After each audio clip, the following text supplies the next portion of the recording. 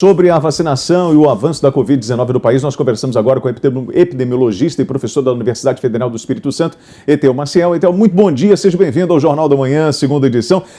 Quando nós observamos essas pesquisas de campo, como essa, por exemplo, em Botucatu, com 8 meses de duração, o que a gente pode esperar desse resultado? Porque, na prática, eu acredito que os médicos já estão encontrando essa variante presente, os efeitos dela na população. O que nós podemos esperar desse estudo de Botucatu?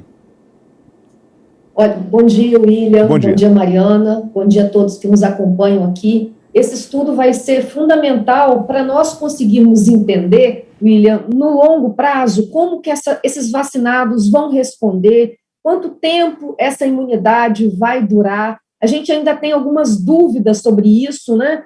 E vamos ver também, nesse grupo todo que foi vacinado, se vamos ter algum evento pós-vacinal, entender melhor tudo isso, que está deixando tantas incertezas nesse momento, né? Principalmente grupos mais jovens, porque alguns países limitaram essa vacina, né, a vacina da AstraZeneca, Oxford, para alguns grupos de idade. Tivemos o caso também da gestante, que gerou, né, uma certa, vamos dizer assim, uma certa insegurança, e nós temos sempre dito, é uma vacina muito segura, uma vacina que a gente pode confiar. Os casos são muito raros, mas esse estudo vai ser mais um elemento, né, de evidências científicas para que a gente possa tranquilizar as pessoas, dizer o que está acontecendo, ter a confirmação da efetividade, né, que a gente diz, William, é a eficácia na prática, né, na vida real. Então, quando nós não estamos ali fazendo os estudos de fase 3, que são grupos mais controlados, né, quando nós estamos numa população muito grande, onde as pessoas têm muitas comorbidades diferentes, o que nós avaliamos é a efetividade dessa vacina. Então, quanto que ela vai proteger, e aí analisar, né, adoecimento, agravamento de doença, necessidade de internação nesse grupo. Então, esse estudo nós vamos ter aí nos próximos meses informações muito importantes para nós. Agora, doutora, muito bom dia novamente, Mariana falando. Nós temos aí a média móvel crescendo, aumentando novamente. Qual a importância desses estudos especificamente, dessas ações como as que têm ocorrido em Botucatu? Ela vai ser muito importante, Mariana, para a gente compreender, num médio e longo prazo, como que essas variantes que estão circulando aqui no Brasil, que a gente chama de variantes de preocupação, aquela que surgiu, né, no Reino Unido, a B117, e aquela que surgiu no Amazonas, a P1, principalmente, são duas variantes de preocupação. Qual vai ser o impacto dessas variantes que estão circulando aqui no Brasil na proteção dessa vacina específica, mas das outras, né? Mas Botucatu vai ser um estudo de caso importante, assim como Serrana também está sendo nesse momento, para a gente compreender aí como que as nossas vacinas vão funcionar na vida real. Nós estamos vendo aí um aumento do número de casos, infelizmente. Lembrando, Mariana, que um aumento de número de casos agora vai impactar daqui a 2, 3 semanas em internações e óbitos, né? A gente demora um pouquinho mais para as internações e um pouco mais para os óbitos. Então, o aumento hoje do número de casos vai se refletir em óbitos daqui a 4 semanas, mais ou menos. É isso que nós temos visto aí no decorrer dessa pandemia, aprendendo aí com o vírus, né? Mas, principalmente essas variantes que são mais transmissíveis, elas nos deixam com muita preocupação nesse momento com as vacinas que nós temos. E, por isso, esses estudos são bem importantes. A doutora está falando sobre essa variante, e a senhora falou sobre o Reino Unido. Lá nós já temos uma população na faixa dos 30, né, se vacinando. Aqui no Brasil ainda não. E a gente já começa a ouvir relatos, né, Mari? Principalmente a gente que trabalha com a imprensa, de pessoas que já contraíram o vírus 2, 3 vezes, né, e ainda não chegaram naquela classe de pessoas que estão sendo vacinadas. E a senhora fala sobre essa terceira onda. Na Europa, hoje, a gente vai conversar daqui a pouquinho com o Renato Senise, já está voltando ao normal, com bares, restaurantes funcionando. Nós ainda não vivemos a terceira onda. Ela ainda não começou de forma efetiva. A senhora acredita que isso pode provocar, daqui para frente, até o final do mês, mais um fechamento do comércio?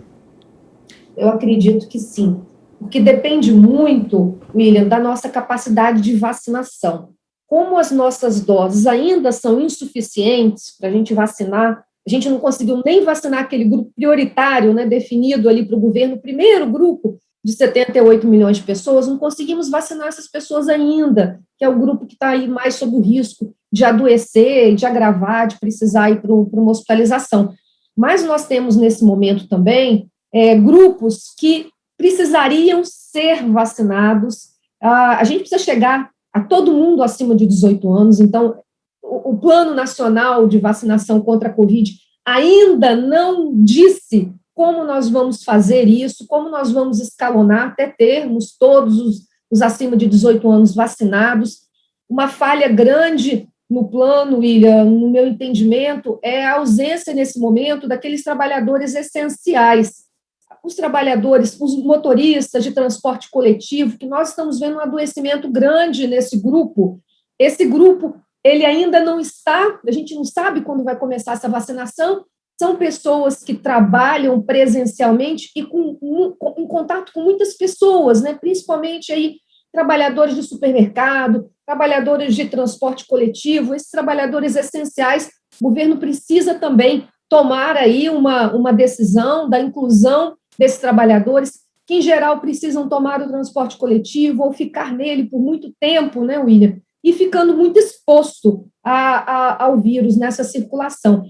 A Europa começa o verão lá agora, né? Então, eles, desde o verão passado também, eles tiveram bem menos transmissão, e aqui, ao contrário, a gente começa o nosso inverno, que é uma preocupação. No inverno, a gente tem uma tendência maior de ficar em locais fechados, deixar janelas fechadas por conta do frio, e esse vírus, como ele é transmitido, né, pelo ar, é o mais importante meio, né, de transmissão, que a gente já sabe agora, mais importante do que aquela transmissão de superfície, transmissão por contato, que a gente diz, nesse momento de início de inverno, já também traz uma preocupação enorme com essa tendência de ficarmos em locais menos arejados, possibilitando, assim, o aumento da transmissão. Então, tudo isso, o aumento de casos que nós estamos vendo nos últimos dias, o início do nosso inverno, a possibilidade das pessoas ficarem em locais menos arejados, possibilitando a transmissão, e as variantes que nós já temos aqui, elas, em conjunto, nos trazem essa preocupação de uma terceira onda no Brasil, ainda com uma vacinação muito lenta.